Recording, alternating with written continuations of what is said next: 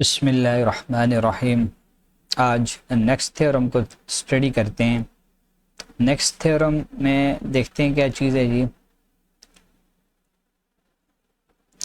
अब इस थ्योरम में क्या कह रहा है जी, if three or more parallel lines make congruent intercepts on a transversal, they also intercept congruent segments on any other line that cuts them। इसका मतलब क्या है सादा से अल्फाज में कि ये आपके पास तीन लाइंस हैं, ठीक है, ये तीन लाइंस हैं। अब एक लाइन इनको इंटरसेक्ट करती है, ये और ये कॉन्ग्रुएंट हैं, ठीक है।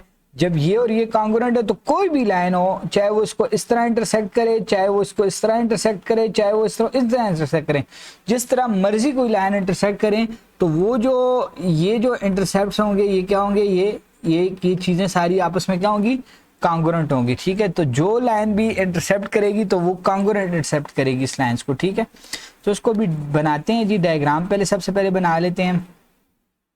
अब देखें ये एक लाइन आपके पास आ गई जी, लेट सपोज ये लाइन है, ये एक लाइन आ गई आपके पास, ठीक है। ये दूसरी लाइन आ गई आपके पास, ठीक है। और ये आपके पास ये तीसरी लाइन आ गई, ठीक है। अब इनको एक लाइन इंटरसेक्ट करती है, ये आपके पास ये ए है और ये आपके पास क्या है, ये बी है, ठीक है। सिमिलरली ये आपके पास सी है और ये आपके पास डी है, ये आपके पास ई है और ये आपके पास क्या है जी, एफ है, ठीक है।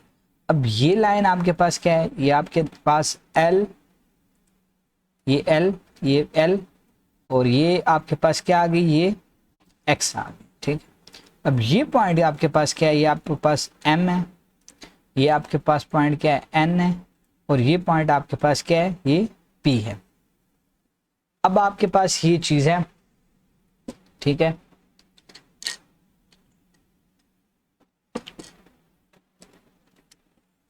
अब देखते हैं गिवन में क्या है, lines given, lines A B is parallel to C D. A B जो है वो सी डी के पैरेलल है, सी डी जो है ई एफ के पैरेलल है, तीनों लाइनें पैरेलल हैं।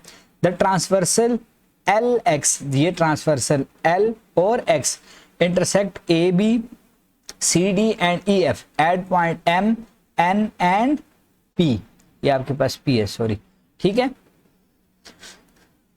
Respectively, such that M N, ये M N is congruent to mn is congruent to np, while another transversal qy। अब एक और ट्रांसवर्सल है, वो ट्रांसवर्सल इस तरह है, ठीक है। वो ये आपके पास ट्रांसवर्सल आ गई। जब ये आपके पास ट्रांसवर्सल आ गई, आपके पास दूसरी वाली, ये आपके पास ये और ये आ गई, ठीक है। अब ये ट्रांसवर्सल, इसका नाम Q और Y है, Q और Y है, और ये कौन कौन से पॉइंट में इंटरसेक्ट करती है, T, S और R पे। Another transversal QY intersect them at point R, S and T, R, S और T, ठीक है। ये दूसरी ट्रांसवर्सल आ गई, इनको इस पॉइंट पे इंटरसेक्ट करती है। अब प्रूव हमने क्या करना है, टू प्रूव, अब हमने ये बताना है कि अगर ये m और n बराबर हैं किसके, n और p के, तो r और s किसके बराबर होना चाहिए, s और t के। r और s बराबर होना चाहिए किसके जी, s और t के। तो ये हमने प्रूव करना है कि r s किसके बराबर है, s t के। अब इसके लिए ये कंस्ट्रक्शन करेगा, क्या करेगा जी, कंस्ट्रक्शन करेगा, हल्की सी कंस्ट्रक्शन कैसे करेगा कि from r draw r u, from r draw r u। अब यहां से आप ड्रा करें आर यू, ये आर यू आ गया आपके पास।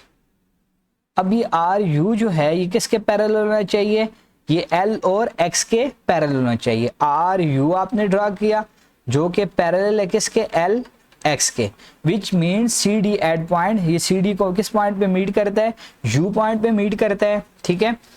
विच फिर उसके बाद draw R V parallel to L x, तो अब इसी तरह आपने क्या ड्रा करना है जी, आर वी इसने ये इधर गलत लिखा है, ठीक है, इसकी आप करेक्शन कर लें, ये गलत लिखा है इसमें, ठीक है, इसको आप आर वी के बजाय आप एस वी लिखें, एस वी, आर वी नहीं लिखना, क्या लिखना है जी, एस वी,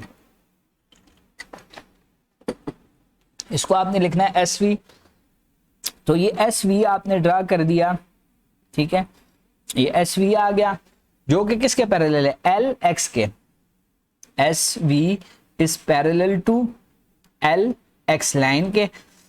अब जो मीट करता है ई एफ को एट पॉइंट क्या है जी, V, as shown in the figure, label the angles. अब एंगल्स को लेबल करना है, ये आपके पास एंगल 1 है, ये वाला एंगल ये 1 है, और ये एंगल आपके पास क्या है, ये 3 है, ये एंगल आपके पास 2 है, और ये एंगल आपके पास क्या है, ये 4 है। इतनी सी बात आप समझ आ गई।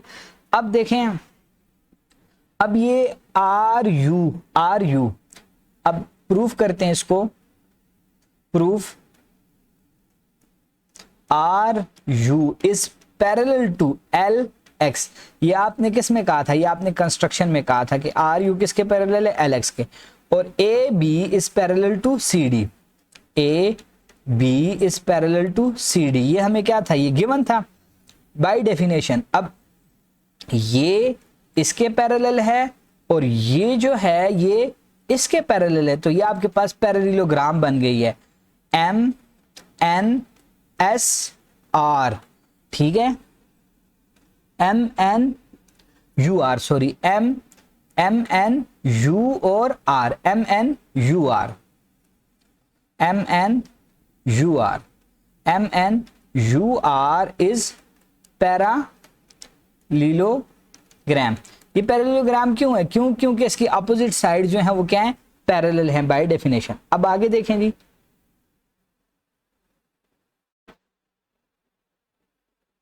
अब आगे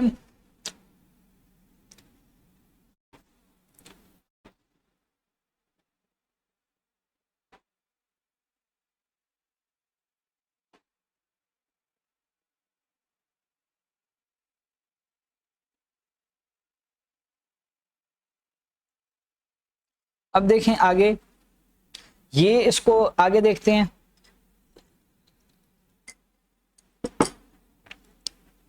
thus M N is equal to, ये जो एम एन है, अगर ये पैरेललोग्राम है तो ये अपोजिट साइड्स ये पैरेलल है, तो एम एन को किसके बराबर होना चाहिए, आर यू के बराबर होना चाहिए। क्यों, क्योंकि अपोजिट साइड्स पैरेलल भी होती हैं और आपके पास इक्वल भी होती हैं।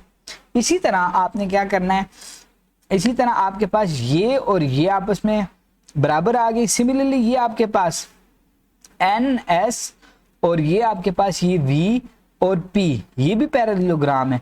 जब ये भी पैरेललोग्राम है तो आपके पास ये क्या किसके बराबर हो जाएगा, N P is equal to S V के बराबर हो जाएगा, ठीक है। ये क्वेश्चन 1 है और ये क्वेश्चन आपके पास क्या होगी, 2 आ गई। बट ये जो एम एन है, एम एन वो किसके बराबर है, एन पी के बराबर है। ये हमें क्या था, ये हमें गिवन था कि ये और ये आपस में क्या है, बराबर हैं। तो ये क्या हो जाएगा आपके पास, R U is equal to S V, R U is equal to S V के बराबर हो जाएगा। अब देखें ये और ये बराबर है, ये और ये बराबर है, ठीक है। उसके बाद ये और ये बराबर हैं, तो एस वी किसके बराबर हो जाएगा, एस वी आपके पास एम एन के बराबर हो जाएगा।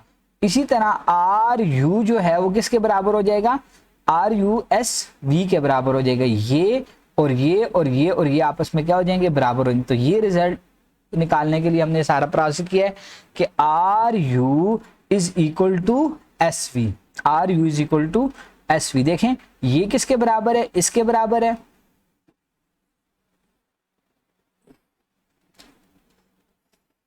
ये जो है,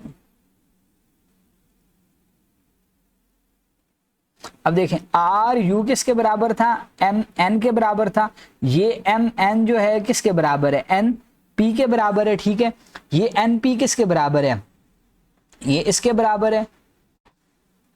ठीक है, ये इसके बराबर है, तो इसका मतलब क्या है, ये इसके बराबर है, ये आगे से इसके बराबर है, ये आगे से इसके बराबर है, तो ये और ये आपस में क्या हो जाएंगे, बराबर हो जाएंगे। ठीक है, एस यू देखें ये किसके बराबर है, एन पी के बराबर है, और एन पी आगे से किसके बराबर है, एन एम एम एन के बराबर है, और एन एन किसके बराबर है, आर यू के बराबर है, which implies that S U is equal to R U, S V is equal to R U. अब आप कॉरेस्पॉन्डेंस ले लें in triangle R U S, correspondence triangle S V और टी के में कॉरेस्पॉन्डेंस ले लें। अब देखें ये आपके पास ये पता है, ये इस तरह दो पैरेलल लाइंस हो, ये और ये जो एंगल्स बनते हैं, ये और ये 8 एंगल्स बनते हैं। कितने एंगल्स बनते हैं, 8 एंगल। तो ये और ये जो है ये कॉरेस्पॉन्डेंस एंगल होते हैं, ये और ये कॉरेस्पॉन्डेंस एंगल होते हैं, ये और ये कॉरेस्पॉन्डेंस एंगल होते हैं, ये और ये कॉरेस्पॉन्डेंस एंगल होते हैं, ये और ये कॉरेस्पॉन्डेंस एंगल्स का पेयर होता है। तो अब आपके पास ये लाइन पैरेलल है, ये इसको इंटरसेक्ट कर रही है, ठीक है, इस तरह। तो ये एंगल 1 और एंगल 2 आपके पास क्या है जी, कॉरेस्पॉन्डेंस एंगल है, एंगल 1 और एंगल 2, एंगल 1 एंगल 2 ये कॉरेस्पॉन्डेंस एंगल है। इसी तरह आर यू किसके बराबर है, आपके पास एस वी के बराबर है, ये जो है ये इसके बराबर है, ये आप ऑलरेडी क्या कर चुके हैं, प्रूव कर चुके हैं। Similarly angle 3 is congruent to angle 4, तो ये क्या है, ये भी कॉरेस्पॉन्डेंस एंगल, कॉरेस्पॉन्डिंग एंगल है आपके पास। इसी तरह आपने प्रूव कर लिया कि triangle R U S is congruent to S V T, तो ये प्रूव हो गया। जब ये प्रूव हो गया तो इसकी मजीद जो कॉरेस्पॉन्डिंग साइड्स हैं और एंगल्स हैं वो आप ये आपस में क्या होंगे, बराबर होंगे। इसी तरह R S is congruent to S T, तो ये क्या इसकी रीजन आ जाएगी, corresponding side of congruent triangle side. तो यही रिजल्ट हमने क्या करना था, प्रूव करना था। तो इस तरह आप इसको इजीली क्या कर सकते हैं, प्रूव कर सकते हैं। तो इंशाल्लाह नेक्स्ट वीडियो के अंदर नेक्स्ट चैप्टर को, नेक्स्ट थ्योरम को इंशाल्लाह सॉल्व करेंगे, ठीक है।